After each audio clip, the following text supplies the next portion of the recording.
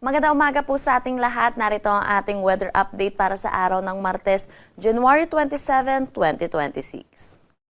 Wala naman tayong minomonitor na anumang bagyo or low pressure area sa loob at labas ng ating Philippine Area of Responsibility.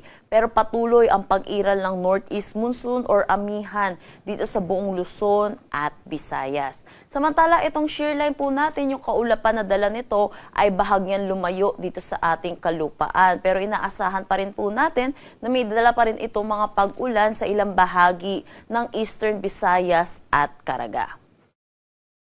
Para sa magiging panahon natin ngayong araw dito sa Luzon, malaking bahagi ng Luzon kasama na ang Metro Manila ang makakaranas ng maulap na papawirin na may mahihinang pag-ulan.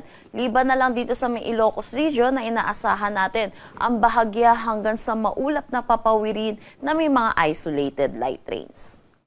Agwat ng temperatura para sa Metro Manila 23 to 30 degrees Celsius, Lawag 21 to 30 degrees Celsius. For Tuguegarao, asahan natin ang 19 to 27 degrees Celsius, Baguio 13 to 22 degrees Celsius.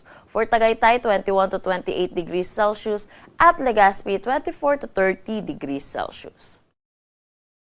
Dulot netong shear line, inaasahan natin makakaranas ng maulap na papawirin na may mga kalat-kalat na pag-ulan dito sa may Northern Samar, Eastern Samar, Southern Leyte, Dinagat Islands at Surigao del Norte. Samantala, sa nalalabing bahagi naman ng Visayas kasama na rin ang Palawan, dulot ng northeast monsoon, makakaranas sila ng bahagya hanggang sa maulap na papawirin na may mga isolated light rains.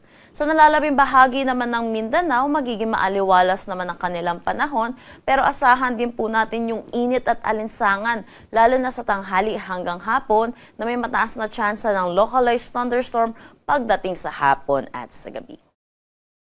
Agwat ng temperatura para sa Puerto Princesa at Kalayaan Islands, 23 to 30 degrees Celsius, Iloilo at Tacloban, Cagayan de Oro, 24 to 29 degrees Celsius, Cebu, 25 to 29 degrees Celsius, Zamboanga, 22 to 33 degrees Celsius, at Davao, 24 to 30 degrees Celsius. Wala na tayong nakataas na anumang gale warning sa anumang seaboards ng ating bansa. Pero iba yung pag-iingat pa rin po para sa ating mga kababayang mangingisda at may mga sasakyan malit pandagat, lalo na dito sa eastern section ng bansa po natin dahil sa pag-iral po nitong northeast monsoon natin dahil inaasahan po natin ang moderate to rough na condition po ng ating karagatan. Ang sunrise mamaya ay 6:25 a.m. at ang sunset mamaya ay 5:53 p.m. Para sa karagdagang impormasyon, bisitahin ang aming mga social media pages at ang aming website pag-asa.dost.gov.ph. At yan po muna ang latest dito sa Pag-asa Weather Forecasting Center. Chanel Dominguez po at magandang umaga.